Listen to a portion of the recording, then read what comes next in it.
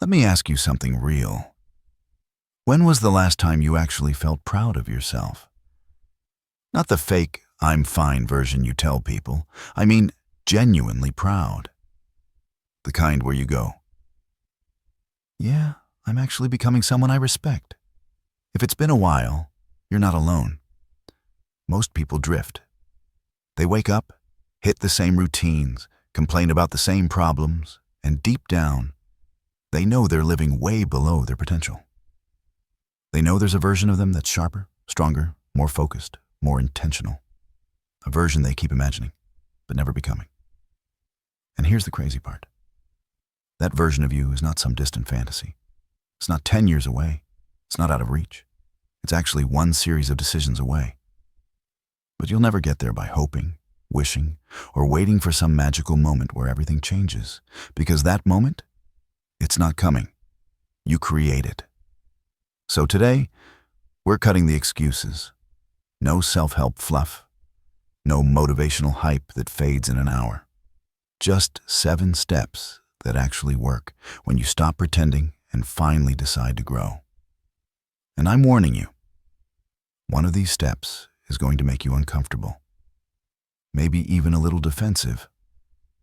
But if you stick with me through that part, it might be the exact thing that finally flips the switch for you.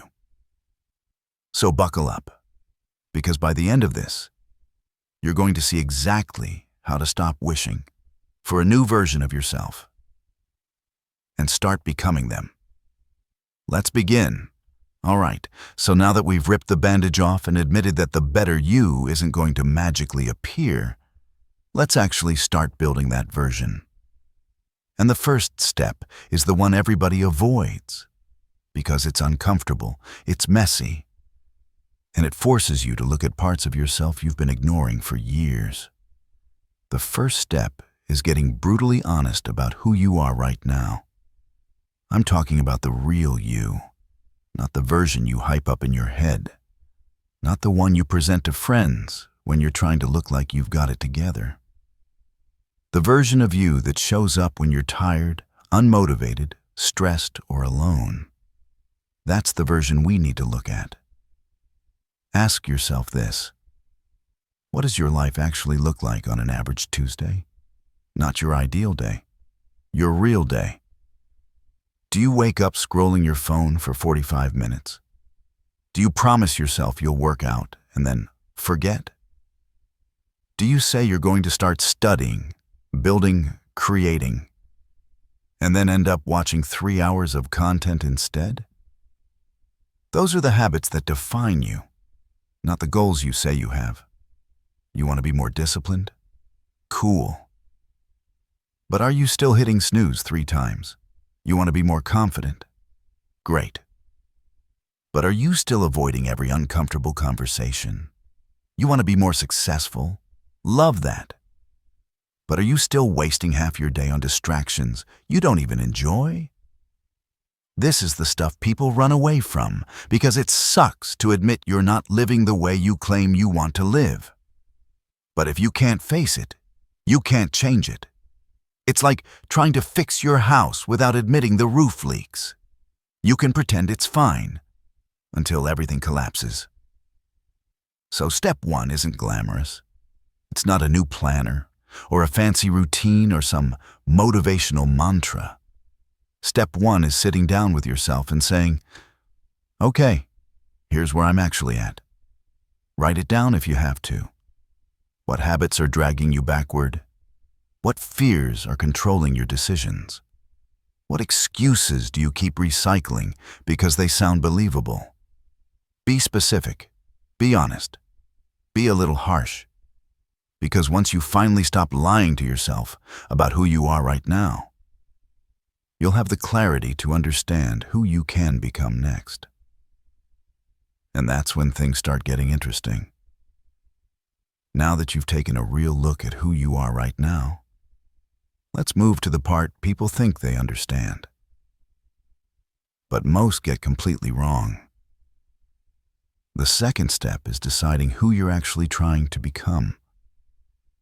And I don't mean the vague, dreamy, Pinterest board version of a better me. I mean a very real, very clear picture of the person you want to grow into. Because if you don't know the destination, every habit, every decision, every plan is just guesswork. Here's what most people do. They say things like, I want to be healthier, or I want to be more successful, or I want to be more confident. Great. But those words don't mean anything until you define them. Do you want to be healthier, like you walk 10,000 steps a day? Or you hit the gym 4 times a week? Or you stop eating junk every night? Those are completely different lifestyles. Do you want to be more confident, like you can speak up in a meeting, or talk to new people without freezing, or stop apologizing for existing? Different goals, different paths. Do you want success like building a business, getting a promotion, or finally mastering a skill you've been avoiding? Again, all different journeys. You need to get specific, painfully specific, because clarity gives you direction, and direction gives you momentum. Think about the version of you you'd be proud of. How do they talk? How do they handle stress? What time do they wake up? How do they treat themselves? What do they tolerate? What do they refuse to tolerate? Describe that person in detail. Write it down if you have to, because the more vivid the picture, the easier it is to start acting like them. And here's the crazy thing. Once you define that version of yourself, something changes. Your brain starts comparing your daily actions to that future identity. You start feeling the difference between who you are and who you said you want to be. That tension? That's motivation. That's energy. That's the spark that pushes you forward. But clarity alone won't save you. Because before you can start building the habits of the future you need to deal with something most people never want to face. And that's where step 3 hits hard. All right, there you are, done already, you're on. Now you know where you're starting and where you're trying to go. But here's where most people sabotage everything without even realizing it. The third step is cutting the stuff that's keeping you stuck. Everyone loves to talk about adding new habits, building routines, upgrading their mindset. But here's the truth nobody wants to say out loud. You can't add anything meaningful until you remove the things that are holding you back. It's like trying to renovate a room without clearing out the trash first. You just end up piling new furniture on top of old junk. Looks good for a day, then falls apart. So let's get real. What is actually keeping you from becoming the person you want to be? Is it the habits you keep pretending are not that bad? Scrolling for hours, late-night binge eating, staying up until 3 a.m. for no reason. Those habits are not small. They control the beats of your entire day.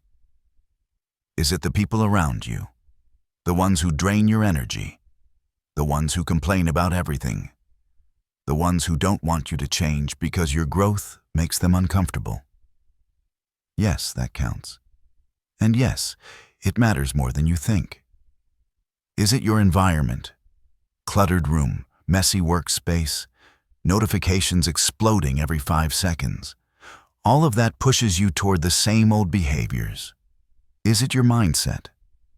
The stories you tell yourself like, I'm just not disciplined, or I've always been like this, or I'll start when things calm down. Those stories keep you exactly where you are.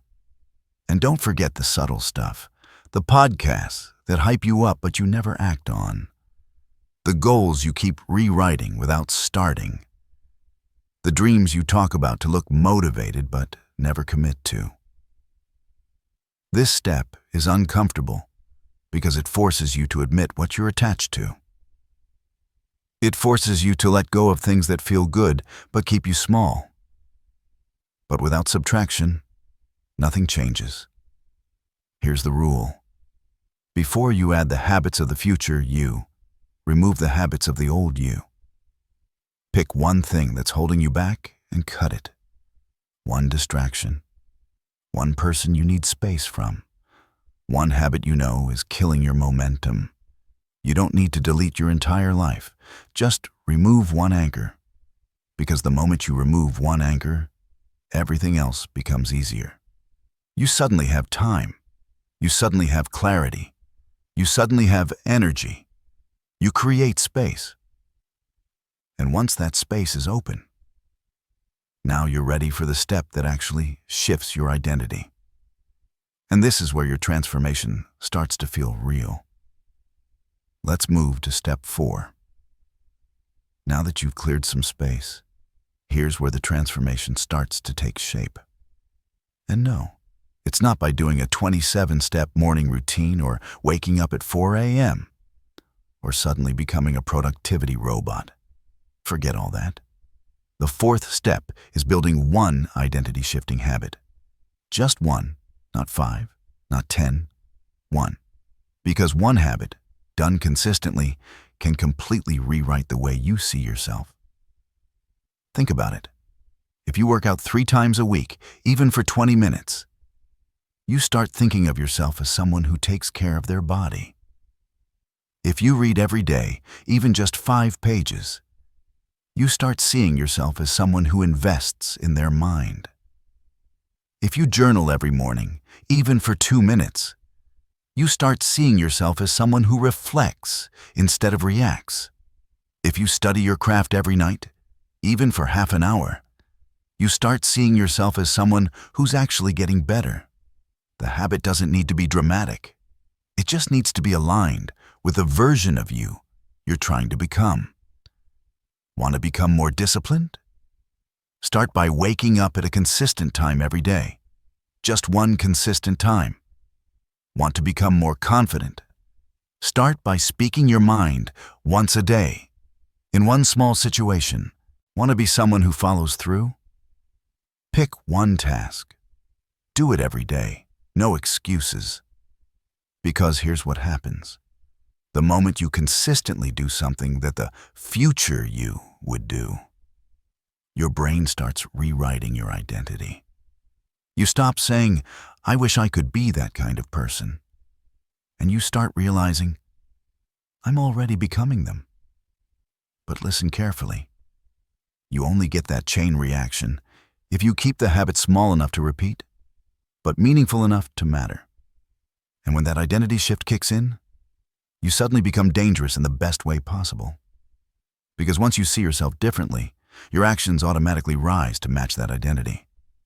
And that's exactly why the next step hits so hard.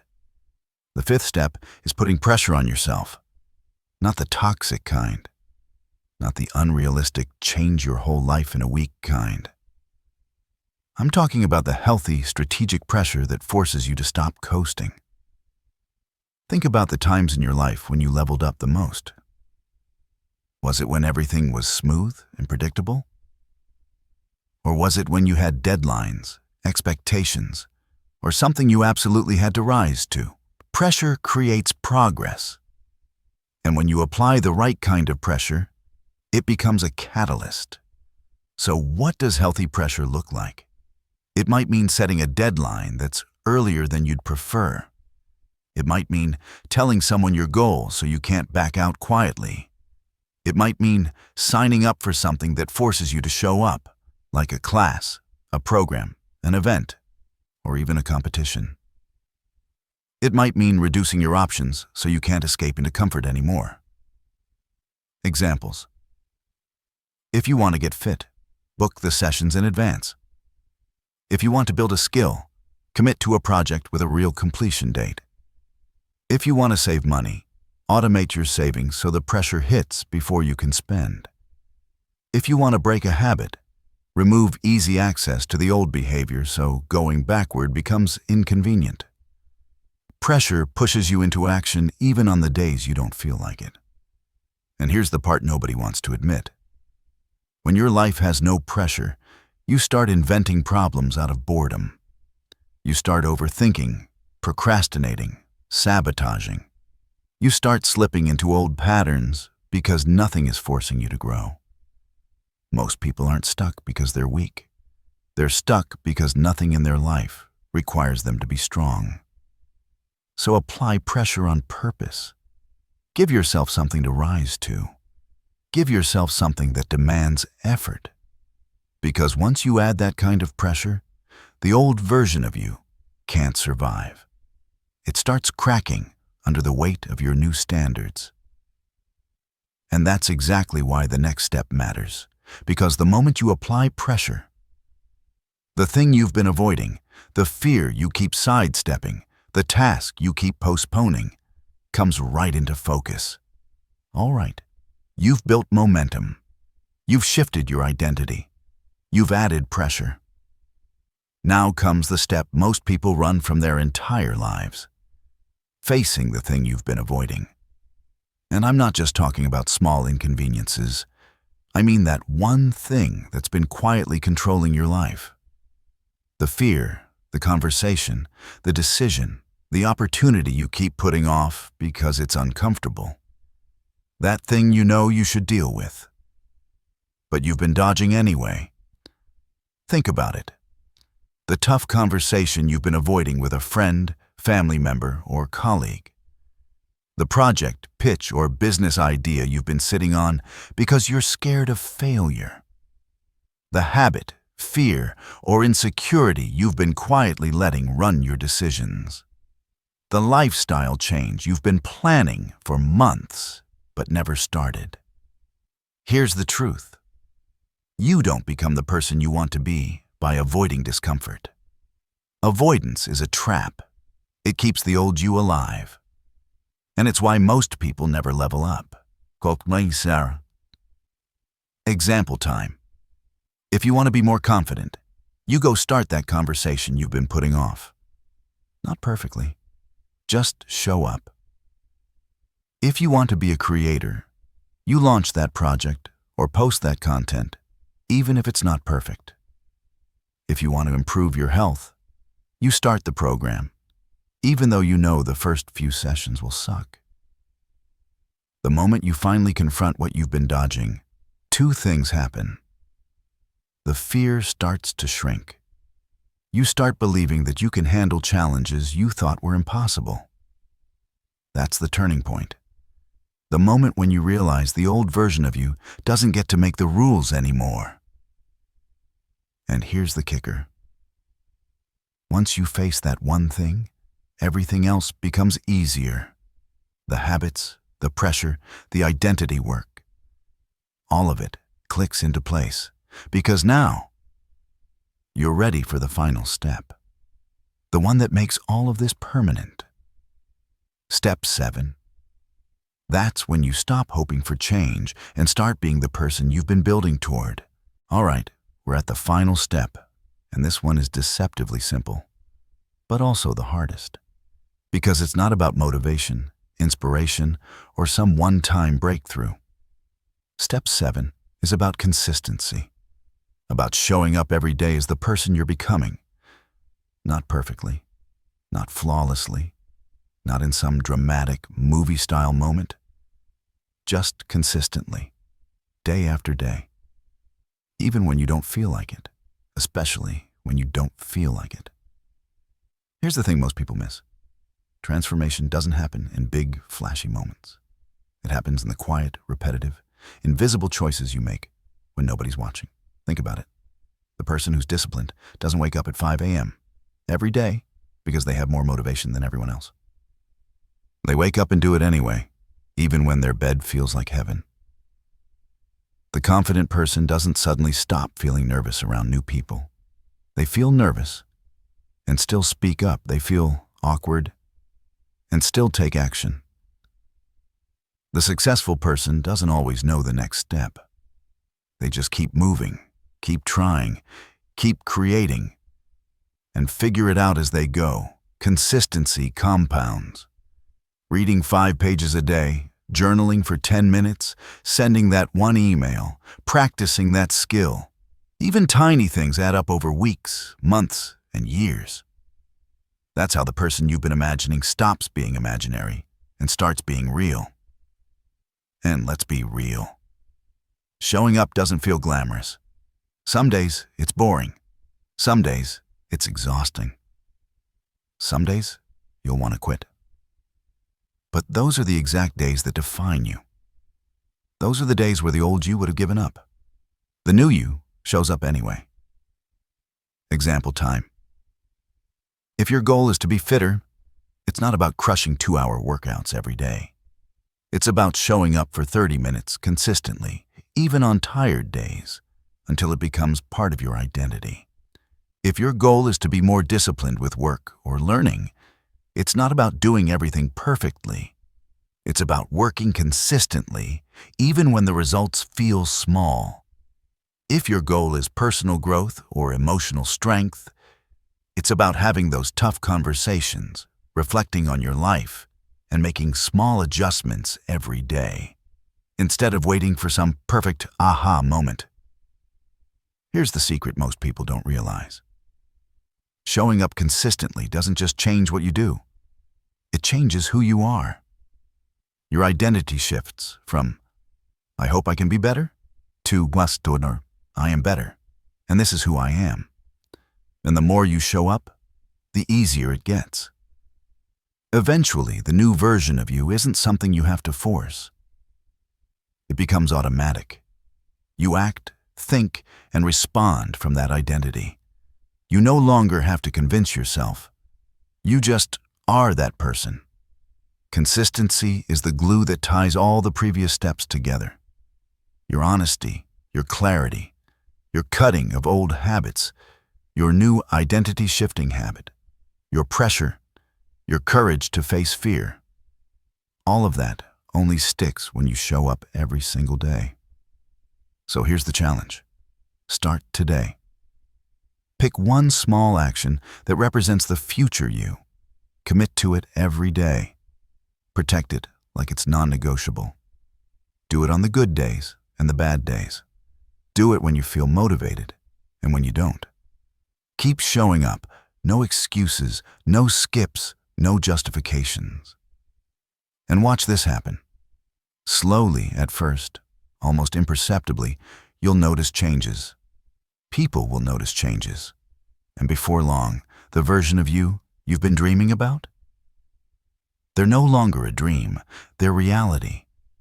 But here's the thing most people don't talk about. Growth isn't permanent if you don't protect it. The old you, they're still lurking.